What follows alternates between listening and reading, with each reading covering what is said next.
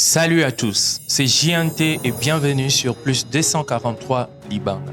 Imaginez, vous avez 200 invitations, 500 attestations ou 1000 lettres à personnaliser. Si vous faites du copier-coller manuellement, vous allez y passer la nuit et faire des erreurs.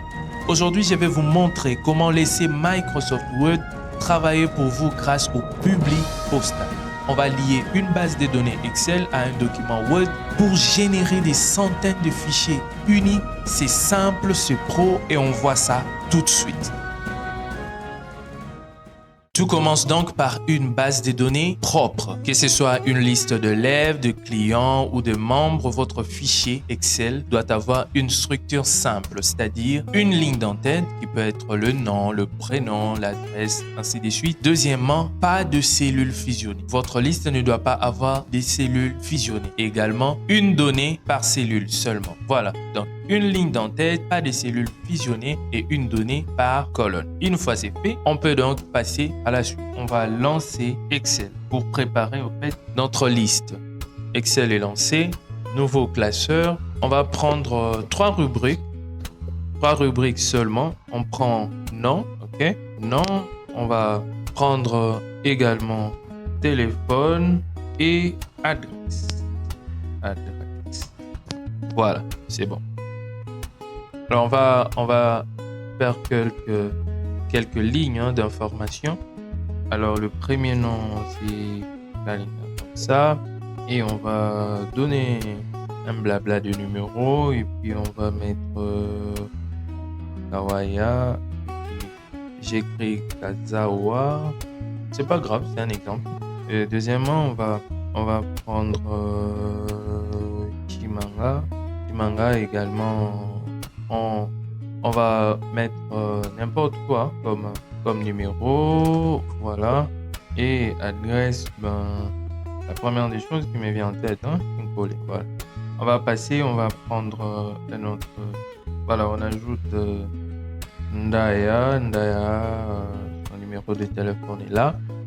Et puis également pour Ndaya, on va mettre quoi? Liolo, voilà, Liolo.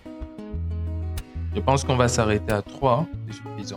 C'est suffisant pour notre exemple, mais vous pouvez aller à autant de lignes d'information. Si c'est dans les cas, par exemple, notre cas, c'est on cherche au fait à transmettre de lettres. Alors, on va juste changer le nom des destinataires. Donc, ça peut être autant de destinataires, il n'y a pas de limite.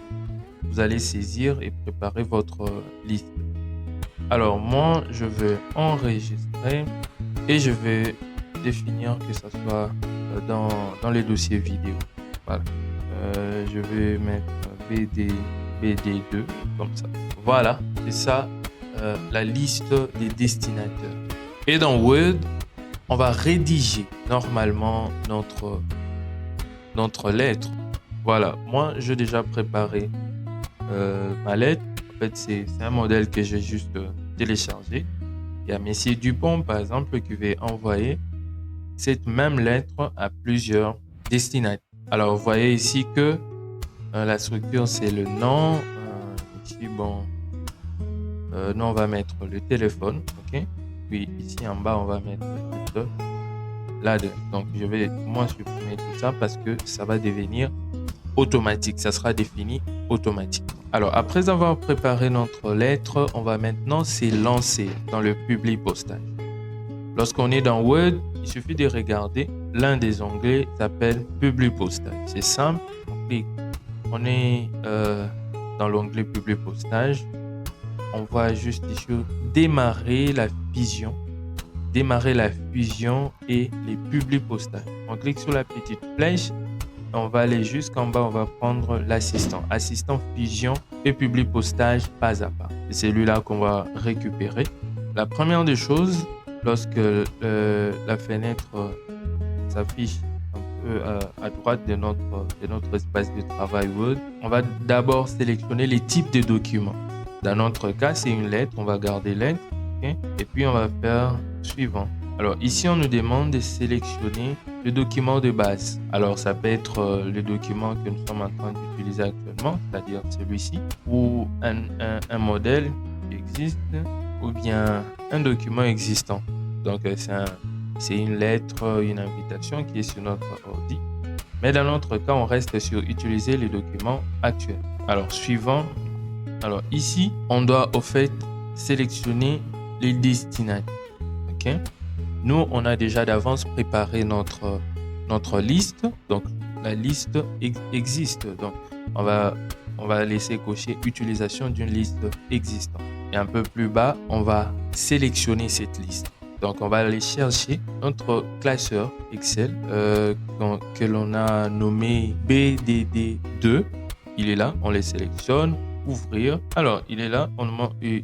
Word a déjà détecté qu'il y a une feuille. Lorsqu'on fait OK, on voit la structure de la feuille. On voit qu'il y a 3 rubriques, nom, adresse, téléphone. Et puis, les enregistrements sont là. Et puis, on fait OK. Voilà. C'est fait. Vous voyez, le fichier est bien reconnu et il est présent pour le public postal. On va faire suivant. Alors, écriture de votre lettre. Ici, on va en fait maintenant définir le variable. On peut les appeler comme ça.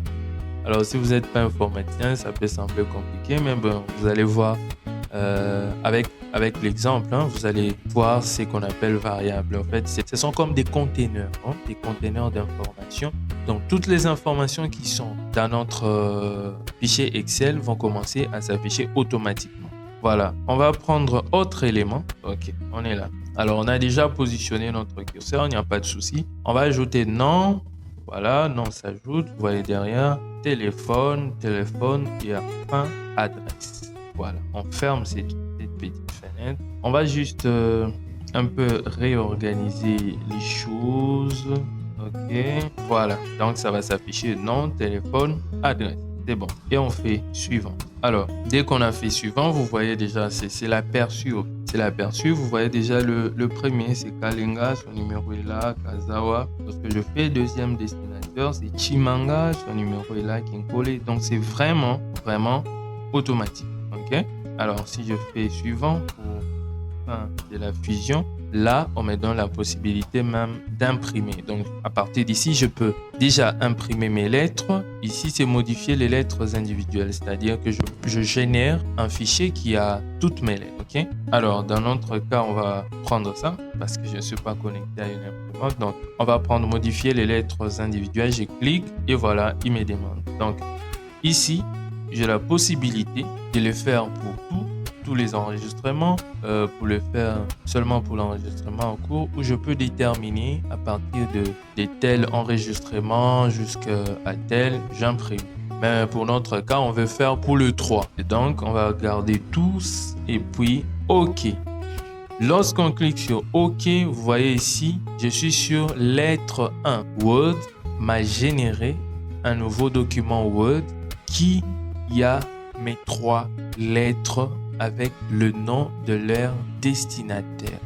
En d'autres termes, si j'avais 1000 destinataires, il va me générer ces fichiers avec 1000 lettres. Voilà, la preuve est là. Le premier, c'est Kalenga. On descend un peu plus bas. Bon, comme je vous ai dit, c'est une lettre, un modèle de lettres que je téléchargeais. Le deuxième, c'est Chimanga. Il est là. Et le troisième, c'est Ndaya.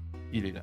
Donc, avec cette méthode, vous pouvez rapidement faire un travail qui pouvait vous coûter des heures. Et voilà, vous venez de passer d'un travail de plusieurs heures à une manipulation de quelques minutes. C'est ça la puissance de l'automatisation.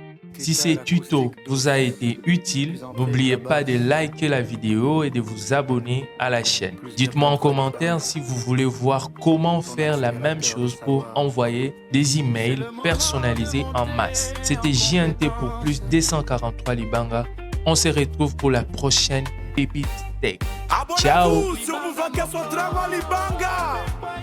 Cassez les codes avec nous parce que le billet est collé calé.